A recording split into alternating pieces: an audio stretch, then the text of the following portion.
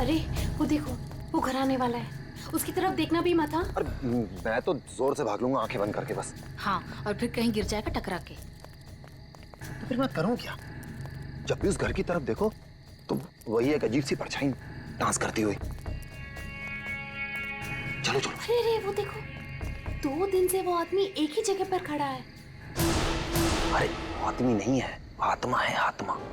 हाँ, लगता है आत्मा अटक गई है। लेकिन ये है कौन? ये यहाँ तो वो बुढ़िया रहती थी, वो आजकल दिखाई नहीं देती। शायद मर गई है या कहीं गायब हो गई है। अरे तो फिर यार रह कौन रहा है? उसकी तो एक भतीजी भी थी। अरे हाँ, दोनों यही रहती थी। अब दोनों की दोनों गायब है, लेकिन कहाँ? पकड़ो यार, आज मैं देख के ही आता हूँ क्या है। क्या? आ रहा हूँ। समर प्लीज, पागल हो गया क्या? समर अरे रुको ना, मैं आ रहा हूँ। यहाँ जा। प्लीज रुको, मैं आ रहा हूँ। ओके। क्या कर रहा है तू? इसको ना कुछ ज्यादा हीरो बनने की आदत है। समर प्लीज मत जाओ। Summer summer summer summer.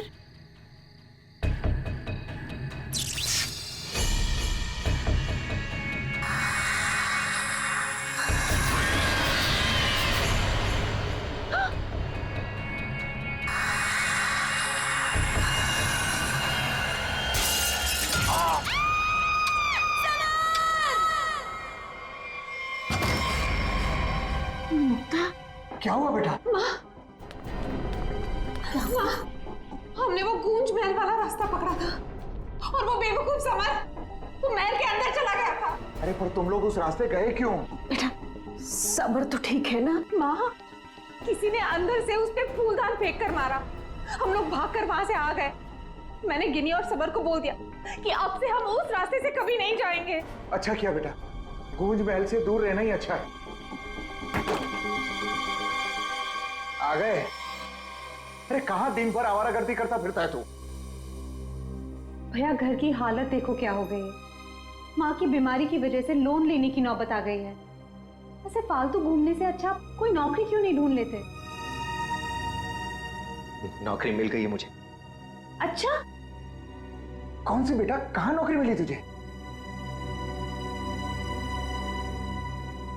भैया कहाँ मिली है नौकरी? जवाब दो। गूंज महल में। ए, तुझे पता है तू क्या बोल रहा है? अरे गूंज महल में जो बुढ़िया रहती है वो मर चुकी है और उसकी भतीजी का भी कुछ अता पता नहीं है। बेटा वहां पे तो आत्माएं रहती है और तू ऐसी जगह पे जाके नौकरी करेगा? नहीं नहीं, तुझे वहां जाने की कोई जरूरत नहीं है। नहीं, तू वहां नहीं जाएगा। माँ, वो बुढ़िया मरी नहीं है और उसी की भतीजी को पियानो सिखा रहा हूं मैं। 50,000 रुपए दे रहे महीने के।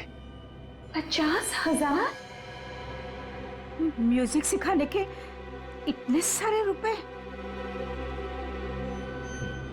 माँ मैं ये 50,000 रुपए एडवांस। अब हमारी सारी मुसीबतें खत्म। भैया भैया पता है आज रात को हमारे साथ क्या? म्यूजिक सिखाऊंगा मैं पैसे कमाऊंगा। म्यूजिक सिखाऊंगा, भैया पैसे कमाऊंगा। ये लड़का कभी किसी की नहीं सुनता, तुम देख लेना, कोई न कोई मुसीबत ला के रहेगा एक दिन ये। बल्लू को नौकरी मिल गई और उसने मुझे बताया भी नहीं। और ये ऐसे अजीब से बर्ताव क्यों कर रहा है?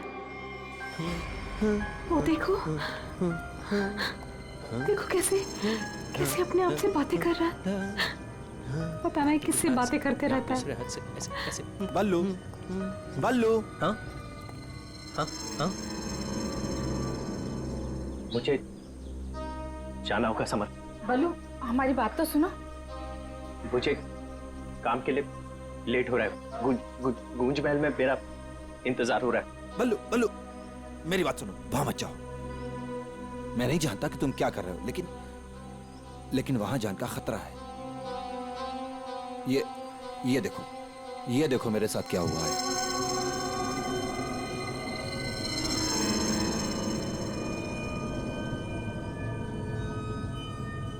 क्या हुआ? कल गूंज महल में एक औरत ने मुझ पर हमला किया। नहीं, ऐसा नहीं हो सकता। वहां तो सरिता आंटी और उनकी भतीजी ईशा रहती है। वो बहुत अच्छे लोग हैं, ऐसा नहीं कर सकते। मुझे लेट हो रहा है, मुझे जाना होगा। अरे भैया मत जाओ, वहाँ खतरा है भैया।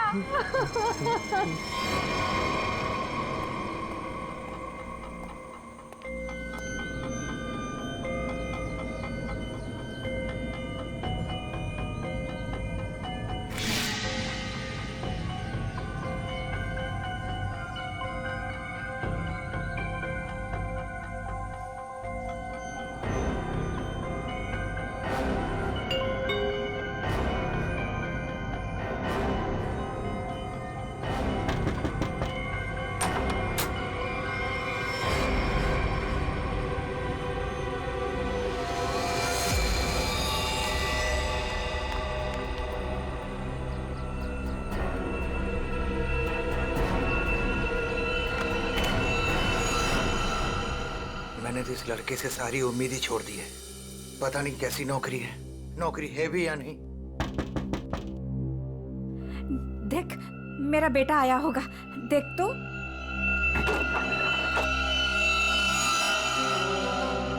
भैया भैया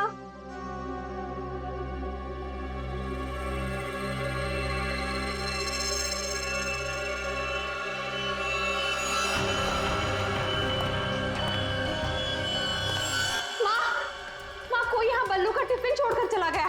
बल्लू को कुछ हुआ तो नहीं ना? अब क्या हुआ? ये क्या? कौन? अरे कौन जल्दी खोलो।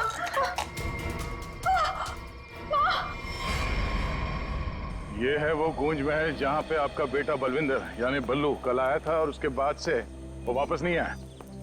यहाँ पे दो औरतें रहती हैं, एक बुजुर्ग औरत सरिता देवी और उसकी भतीजी ईशा है। और आप लोगों के हिसाब से वो लोग कुछ अजीब है, राइट? सर ये पूरा घर ही अजीब है। यहाँ की खिड़कियों से रोशनी चमकती है, साए दिखते हैं, यहाँ से गुजरने वाले लोगों पर चीजें फेंककर हमला करते हैं। पता नहीं मेरा भाई कैसे फंस गया यहाँ। बल्लू यहाँ नौकरी करता था? जी हाँ, और इसी घर से मेरे बेटे का खाने का डिब्बा वापस आया था, खून से भरा। और सर जब पता लगाने के लिए मैं अपने दोस्तों के साथ यहाँ आई थी तो हमने दरवाजा खटखटाया, आवाजें लगाई, डोरबेल बजाया, लेकिन किसी ने जवाब नहीं दिया। सर यहाँ मेरे बेटे के साथ जरूर कुछ हुआ है। उन लोगों ने जरूर कुछ किया है सर। प्लीज मेरे बेटे को बचा लीजिए।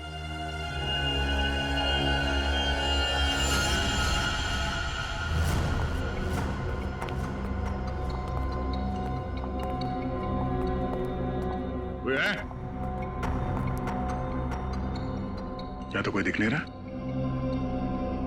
आत्मा कहाँ दिखाई देती है सर, सीधी अटैक करती है। सर यहाँ पर बल्लू, सरिता और ईशा, इनमें से कोई होना ही चाहिए।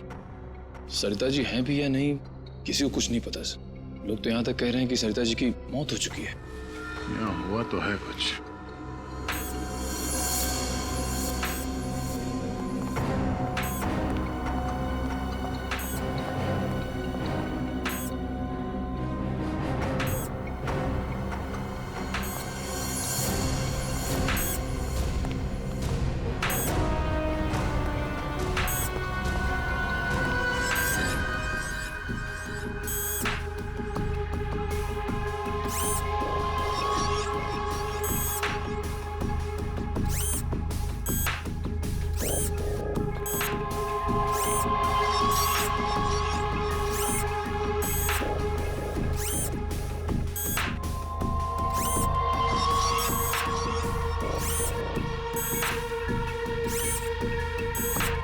सर ये क्या है तो ये इंसान ही, मगर मैकेनिकल पुतला बना दिया है।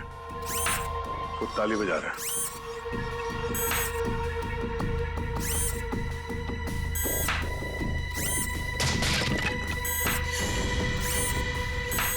निखिल, नजर रखो इस पे, हम लोग देखते हैं।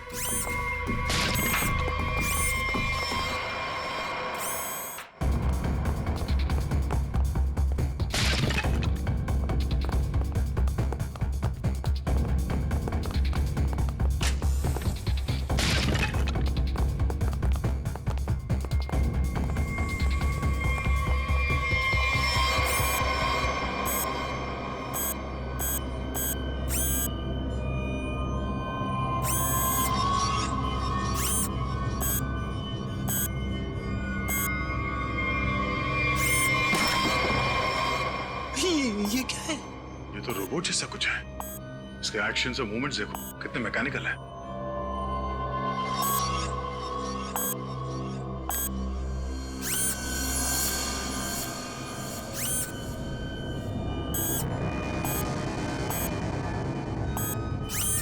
सर ये यहाँ आए कैसे?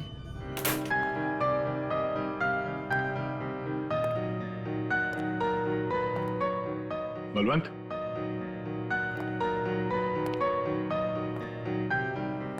बल्लू, बल्लू,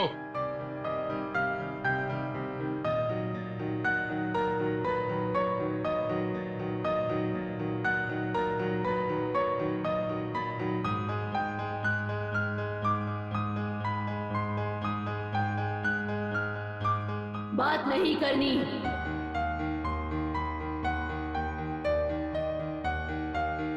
क्या हो गया तुम्हें? और तुम ये लड़की की आवाज में बात क्यों कर रहे हो? और ये तुम्हारे कपड़ों पे ये खून कैसे? हाँ?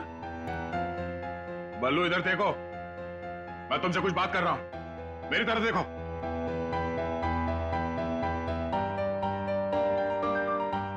मैंने कहा ना, बात नहीं करनी। पियानो बजाते वक्त मैं किसी से बात नहीं करती। मुझे गुस्सा आता है और फिर मैं सबको मार देती हूँ, मार देती हूँ।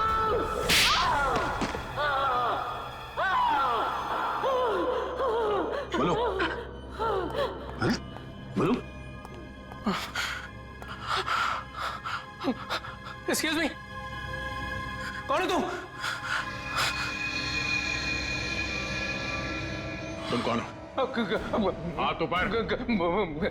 देखिए आप गोली मत चलाना, गोली मत चलाना। ये मेरा ही घर है, आप गोली मत चलाना, मारना मत मुझे आप प्लीज। तुम्हारा घर है ये? हाँ, ये मेरा घर है। क्या खेल खेल रहे हो तुम यहाँ? हाँ? और तुम्हारे घर में ये सब लोग कौन है? शायद ह्यूमन मशीन्स हैं जो तुम्हारे इशारे पे नाच रहे हैं। क्यों? सर ये क्या कह रहे हैं आप?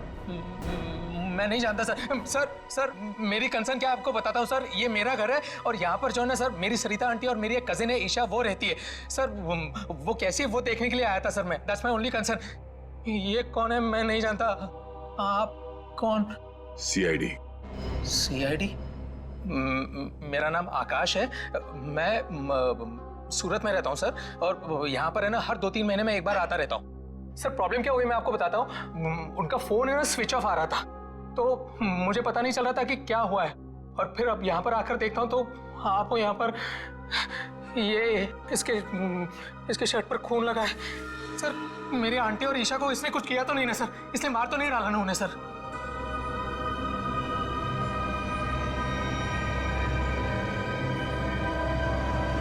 बल्लू,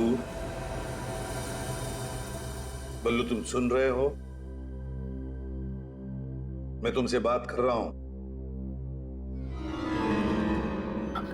हाँ, अब मुझसे कुछ पूछ रहे हैं? हाँ। क्या हुआ? बल्लू हमें बताओ, तुम गुंज महल गए थे ना, तब तुम्हारे साथ क्या हुआ?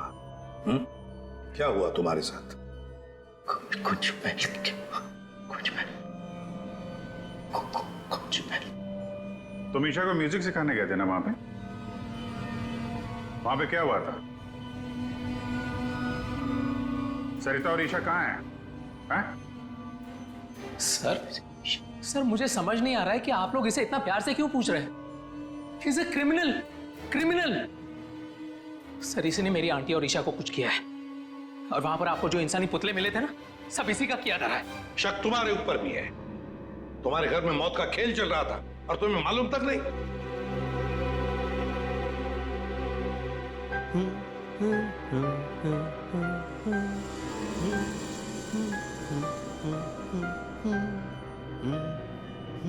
सचिन, वो फोटोग्राफ दिखाओ।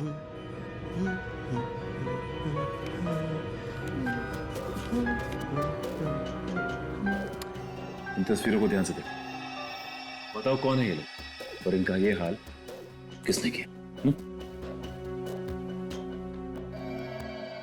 ये सब लोग जिंदा है, जिंदा है। ये लोग तुम्हें जिंदा लग रहे हैं? हाँ हाँ, जिंदा जिंदा। मुझे बताया गया था कि ये रिश्तेदार हैं और म्यूजिक सुन रहे। ये झूठ बोल रहा है सर, इनमें से कोई मेरा रिश्तेदार नहीं है। सर ये ड्रामा कर रहा है, सबको मार दिया और अब क्या बकवास कर रही है? तुम्हें चाय के लिए कहा था ना, चाय किधर है? हाँ? ये ईशा कुछ बोल क्यों नहीं रही? ये अकेला क्यों ताली बजा रहा है? हाँ?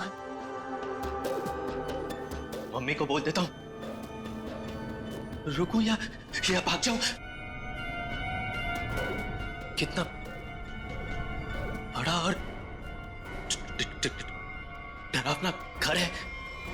सर आप मेरी बात सुनिए सर, ये पूरा का पूरा पागल हो चुका है। He's a psycho killer।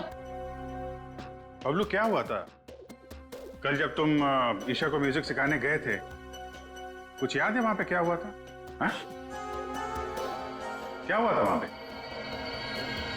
वहां पे चाय चाय पिलाई थी उसने।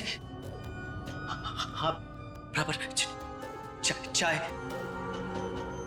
चाय। तो फिर ईशा कहाँ गई? बल्लू, बल्लू, किसका खून था तुम्हारे कपड़ों पर? हाँ? फिर दया पर हमला क्यों किया तुमने? कपड़े अरे मेरे कपड़े बदल गए। मेरे कपड़ों पे खून था, खून था कपड़ों पे। हाँ, खूनी के कपड़े पे खून ही होता है। एक मिनट, आप जरा उधर चलो। चुप रहिए, बीच में बोलिए मत। चाय लेके आओ। ईशा को ये आदमी तो किसी भी सवाल का जवाब ठीक ठीक दे नहीं रहा है।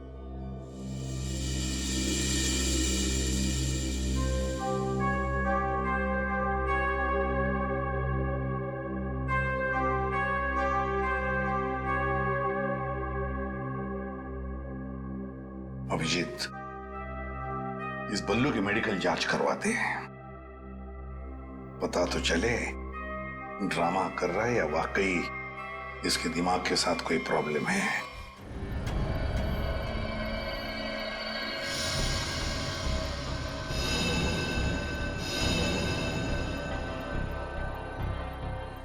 बल्लू की कमीज पर एक लड़की का खून लगा हुआ। इस कमीज पर जो खून लगा है लड़की का है, ये मैंने पता लगा लिया है।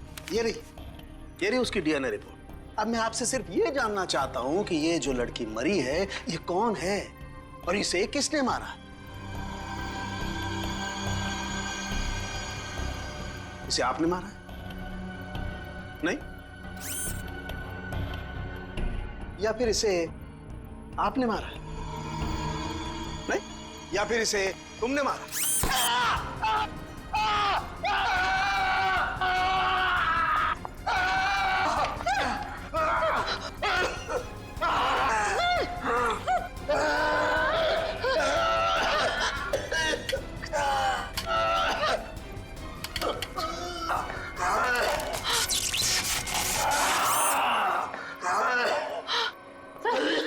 ठीक हो? ठीक हो? गॉड! क्या हुआ? सर इस पुतले के हाथों में सर की गर्दन अटक गई थी। बहुत जल्दी छूट गए। हाँ, छोड़ दिया, बहुत जल्दी छोड़ दिया, क्योंकि ये पुतले ना तो मशीन है ना ये पुतले पूरी तरह से इंसान है। तो फिर ये टैक्सीडर्मी और रोबोटिक का मिला जुला रूप है। सर, ये टैक्सीडर्मी और रोबोटिक्स क्या होता है?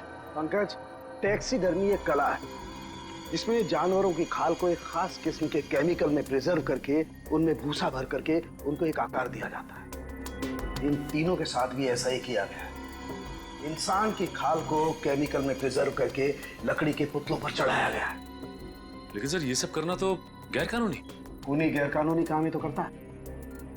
यार सालुंखे, ये इंसान तो नहीं है, फिर भी ये ताली कैसे बजाते हैं, हमला कैसे करते हैं? इन तीनों के दिमाग में एक मशीन फिट कर दी गई है। इसका कंट्रोल खूनी के हाथ में, और खूनी ने उस मशीन के जरिए इनके चारों तरफ एक खास घेरा निश्चित कर दिया है।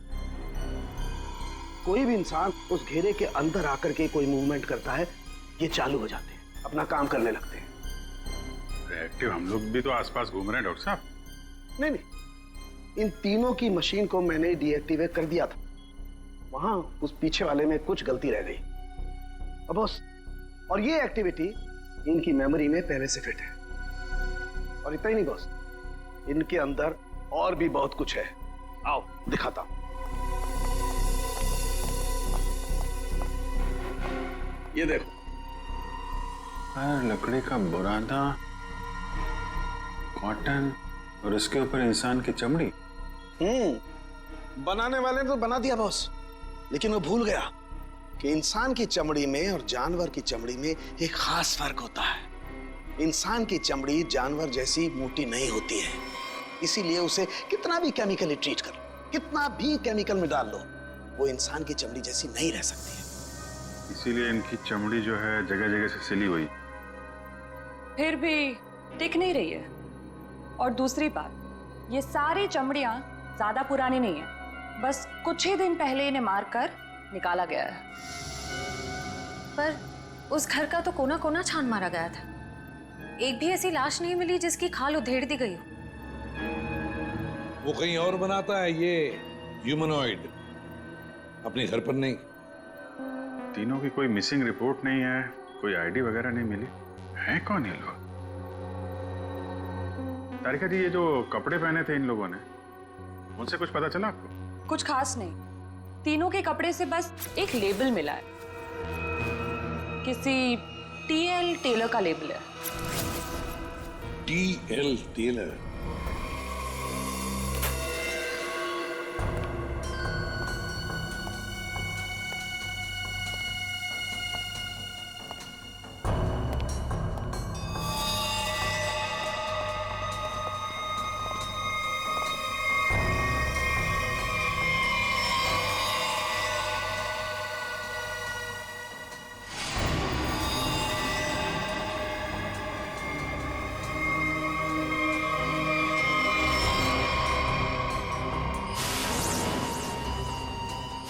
चाकू मारा कैसे? कई बार मारा था सर। बल्लू के कपड़े पे जो खून के छींटे थे, कहीं इस लड़की के तो नहीं? ये तो बल्लू ही बताएगा। मुंजी, असली बात यह है कि गूंज महल में से एक लाश मिली हमें, एक लड़की की लाश। ये है वो लड़की। क्या आप जानते हैं इसे? किन्नी है ये, मेरे बेटे की दोस्त। ये मर गई क्या? तो ये बल्लू उस लड़की को जानता था सर? और मोहन जी, बल्लू के कपड़ों पर गिनी का खून है। मोहन जी, आप प्लीज थोड़ा वेट करिए, हम आपको बुलाते हैं। एसीपी सर, मैंने बल्लू की सारी रिपोर्ट्स पढ़ ली हैं। डॉक्टर सालुंखे से भी बात हुई मेरी। बलवंत के खून में ऐसे ड्रग्स हैं जिससे इंसान सच और झूठ के सपने के अंतर को नहीं समझ पाता। उसे उस वक्त जो कहा जाए उसे वही सच लगता है। तो क्या डॉक्टर साहब, ये बलवंत ड्रग के इन्फ्लुएंस में किसी को मार भी सकता है? जी, ऐसा हो भी सकता है और नहीं भी। हमने बलवंत को कुछ मेडिसिन्स दी हैं। आधी बेहोशी की हालत में हम बलवंत के दिमाग के माध्यम से वापस गूंज महल जाएंगे। क्या तुम मुझे सुन पा रहे हो बल्लू? हाँ। गुड। अब एक काम करो, अपनी आंखें बंद करो और ठीक उसी तरह वापस गूंज महल जाओ जैसे तुम पहली बार गए थे। बोलो ईशा, क्यों बुलाया? वो मेरे पास एक नौकरी है तुम्हारे लिए, करोगे? नौकरी? हाँ, तुम म्यूजिशियन हो ना, पियानो बजाते हो, मैं जानती हूँ। मैं तुम्हें 50,000 रुपए दूंगी। 50,000? हाँ, अब तुम यहाँ बैठो, कहीं जाना मत, मैं तुम्हारे लिए चाय बना के लाती हूँ, ठीक है? यही बैठना। चाय नहीं चाहिए। ईशा सुनो, ये 50,000 की नौकरी कर लूं? कर लेता हूं, पैसे अच्छे हैं, उससे माँ का इलाज भी हो जाएगा। लेकिन ये ईशा मुझे कुछ बताने वाली थी उस दिन, कुछ बोल नहीं रही, पता नहीं क्या हुआ ऐसे। और ये घर भी थोड़ा सा अजीब लग रहा है, कहीं ईशा कोई मुसीबत में तो नहीं है?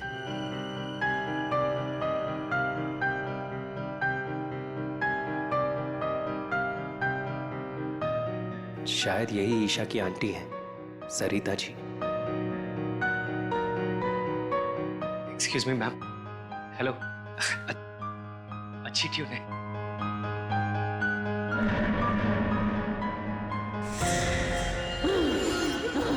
नहीं छोड़ूंगी। छोड़ो। किसी को नहीं छोड़ूंगी। छोड़ो। अरे क्या कर रहे हो? बोलो। नहीं छोड़ूंगी। संभालो उसे, मार डालेगा वो डॉक्टर को। नहीं छोड़ूंगी। संभालिए आप इसे। नहीं छोड़ूंगी। बैठो। बल्लू, ये लड़की की आवाज में क्यों छोड़ो मुझे। छोड़ो मुझे। डॉक्टर साहब, नहीं छोड़ूंगी। पकड़िए आप इसे। किसी को नहीं छोड़ूंगी।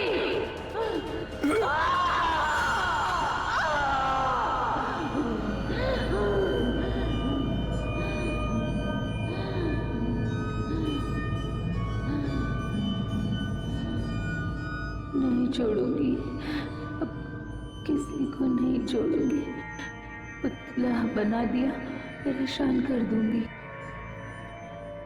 बची हुई बॉडीज मछलियों को खिला दूंगी।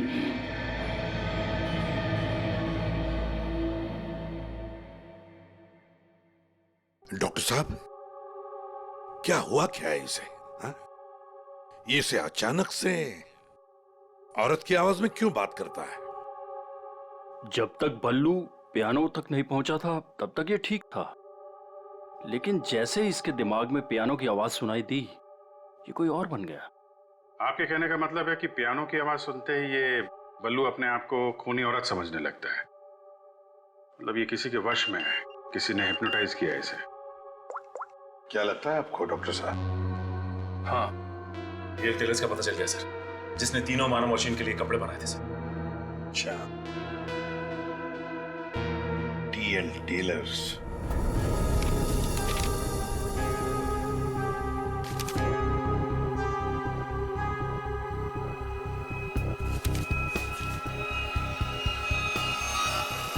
साहब जी। हाँ, अभी आया। देखिए सर, ये ऑर्डर एलपी प्रोडक्शन का है। 19 दिसंबर 2015 को कपड़ा दिया था और 1 जनवरी 2016 को 5 कॉस्ट्यूम और नाप भी है, और ऑर्डर देने वाली का नाम भी है, रॉबी का, और फोन नंबर भी है सर। 91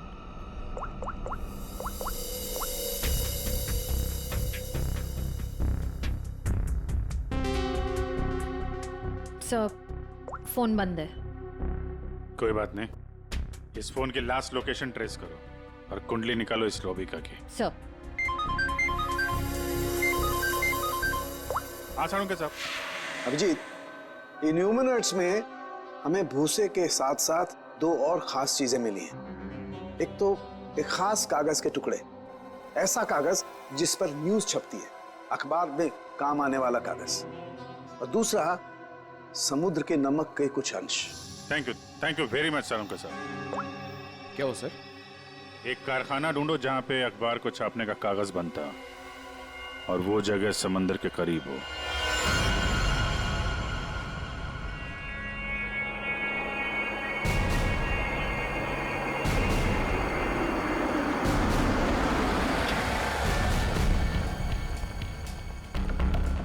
समंदर के किनारे पेपर मिल और वो भी बंद पड़ी हुई।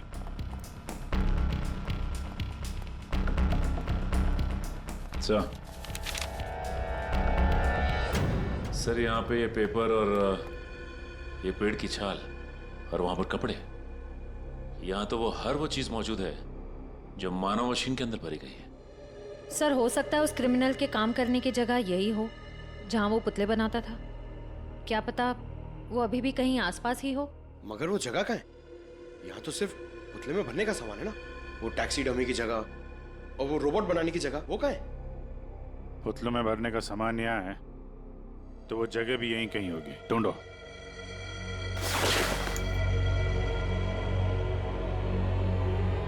सर!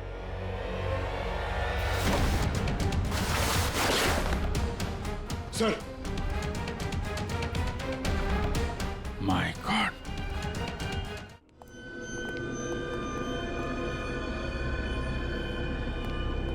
तो ये वो जगह है जहां पे ह्यूमन मशीन बनाई जा रही है।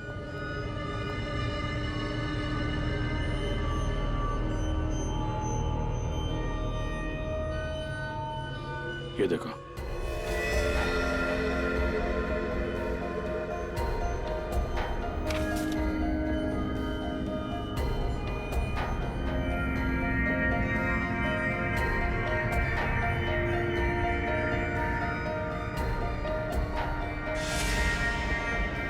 पूरा मैकेनिज्म है यहाँ पे।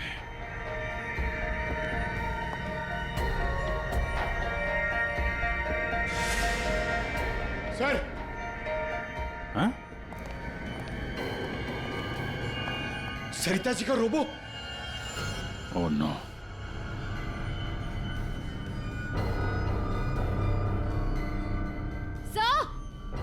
सर जल्दी आइए। सर, ईशा सर, खूनी ने इसका सारा खून निकाल दिया। इसकी सांसें भी बहुत धीमी चल रही हैं। इसको हॉस्पिटल लेके चलो जल्दी। एम्बुलेंस को फोन करो। हेलो। सरिता को तो उसने रोबोट बना दिया, अब इसका भी वो हाल करने वाला था। सर, रोबिका की लोकेशन का पता चल गया। आज तो हद हो गई। कब से वैनिटी में इंतजार कर रही हूँ। कोई मुझे सीन समझाएगा या फिर मैं पैकअप अनाउंस कर दूं। काजल, काजल, कहाँ हो तुम? नहीं चाहिए मुझे। काजल! सॉरी रोबिका मैडम, एक्चुअली वो स्क्रिप्ट में थोड़ा सा चेंज हुआ है। व्हाट? सीन में चेंज हुआ है? लास्ट मिनट में डायलॉग्स कैसे याद करूंगी? एनीवे, स्क्रिप्ट दो। मैम, एक्चुअली जो सीन होने वाला है ना, वो स्क्रिप्ट आपके को स्टार के पास है। How can you do this?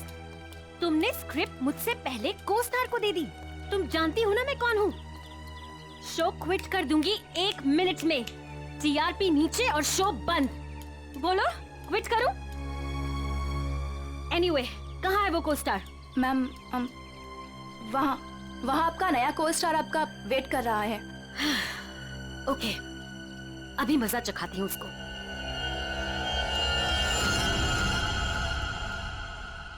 Hello, कोई है? यहाँ तो कोई नजर नहीं आ रहा। हेलो, कोई है यहाँ पर? हेलो, हेलो, कोई है? पता नहीं ये काजल भी ना यहाँ क्यों भेज दिया मुझे।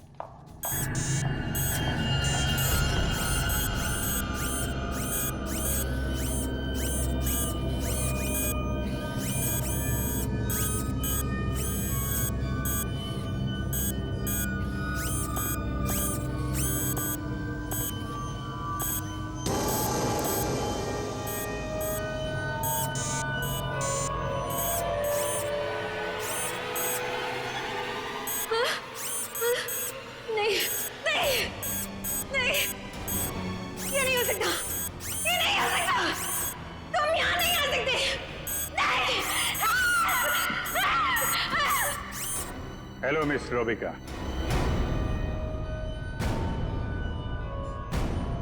कौन हो तुम सब? और ये सब नाटक क्या है? हमें छोड़िए, आप ये बताइए कि आपने ऐसा क्यों कहा कि ये यहाँ नहीं आ सकते? आप जानती हैं ना? वो मैं डर गई थी, इसीलिए मेरे मुंह से कुछ भी निकल गया। सच बोलिए, सीआईडी से हम लोग। सीआईडी? जी हाँ। इन मशीनी मानव के पीछे क्या कहानी है? कौन है वो 3 लोग जिन्हें तुमने इस हालत में पहुंचा दिया? ईशा और सरिता के साथ क्यों किया तुमने ऐसा? मैं सामने जरूर हूं, लेकिन इसके पीछे दिमाग किसी और का है। किसका है? लेकिन सर, आपने हम सबको यहाँ क्यों बुलाया है? हाँ सर, मेरी समझ में ये नहीं आ रहा है कि आप लोग किस किस को पकड़ेंगे। कभी बल्लू पर शक, कभी हम लोगों से पूछताछ। आखिर आप लोग चाहते क्या है ना? कुछ तो बताइए सर, ये सब किसने किया है? सारे सवालों का जवाब मिल जाएगा, लेकिन यहाँ आप लोगों को बुलाया है एक कहानी सुनाने के लिए। कहानी? जी हाँ, कहानी। कहानी एक इंसान की, जिसका दिमाग बड़ा शातिर था। उसके दिमाग में एक प्लान पल रहा था, लोगों को मारना, फिर रोबोटिक्स और टैक्सीडर्मी के जरिए उन्हें वापस जिंदा करना। और ऐसे में वो मिला एक खूबसूरत लड़की से, जिसकी एक बेरहम आंटी थी जो उसे बहुत तंग कर रही थी। उस लड़के के दिमाग में एक आइडिया है। उसने उन दोनों को एक बहुत बड़े कोठी में शिफ्ट करवा दिया।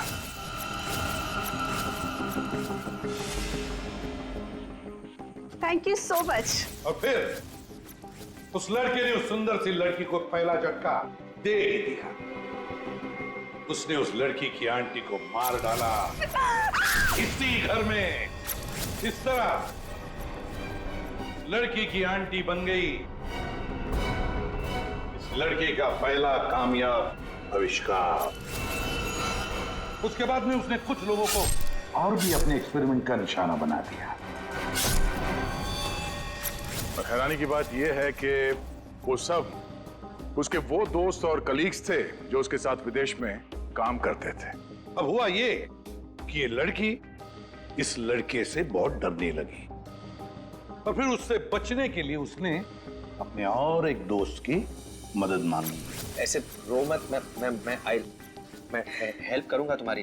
तुम बताओ क्या करना है। और जब खूनी को यह बात पता चली तो बहुत भड़क गया। प्लीज मुझे मत मारो, मुझे छोड़ दो प्लीज। उसने उस लड़की को कैद कर लिया और उसके दोस्त को बेवकूफ बनाया। उसने उसे ये एहसास दिलाया कि ये सब कुछ जो हो रहा है वो उसी की वजह से हो रहा है। तो तुम जैसा बोलोगे मैं वैसा करूंगी, प्लीज मुझे जाने दो। और उस बेचारी लड़की ने अपने मददगार दोस्त के चाय में ड्रग मिलाकर उसे हिप्नोटाइज करना शुरू कर दिया।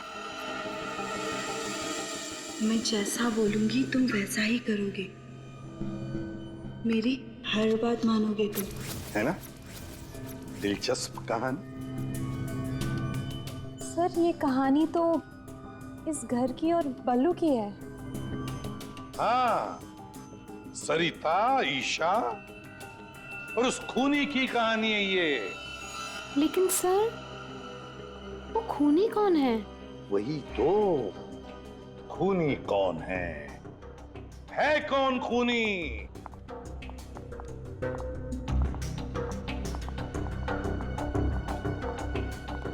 कहां फंसा दिया तुमने मुझे? तुमने तो कहा था कि ये कोई एक्सपेरिमेंट है, तुमने तो खून ही कर डाले। ये सब तुमने किया समर? हाँ, ये सब मैंने किया, और ये सब मैंने किसी और वजह से नहीं। ये सब मैंने सिर्फ इसलिए किया क्योंकि मैं चाहता हूं कि साइंस की दुनिया में मेरा नाम सुनहरे अक्षरों में लिखा जाए, और कि मेरे इतने बड़े एक्सपेरिमेंट को वो लड़की, वो ईशा बर्बाद कर देना चाहती थी। और इसके लिए उसने उस बल्लू से मदद भी मांगी। और तुमने बल्लू के चाय में वो ड्रग मिलाकर उसके दिमाग में ये बात बिठा दी कि वो एक औरत है और उसे लोगों को मारना है, और उसके लिए ट्रिगर थी पियानो की वो धुन। बल्लू को लगभग मेरा पूरा राज पता चल चुका था, ठीक है, और गिन्नी को पड़ी हुई थी बल्लू को बचाने की। तो तो अपने एक्सपेरिमेंट को बचाने के लिए मुझे को दोनों को मारना ही था। और आप बताइए, अब जो लोग मर चुके हैं उनका असली कातिल भी तो चाहिए ना लोगों को। बस इसीलिए मैंने बल्लू को फंसा दिया और गिनी को मार दिया। साइंस की दुनिया में अपना नाम सुनहरे अक्षरों में देखना चाहते थे तुम। दिमाग तो था, है, पर क्या करें, विकृत है, विकृत। अपने इस घटिया एक्सपेरिमेंट के लिए न जाने कितने मासूम लोगों की जानें ली तुमने। तुम्हें जीने का कोई हक ही नहीं है। फांसी होगी तुम्हें, फांसी। For more updates, subscribe to our channel, click the show links and enjoy watching the videos.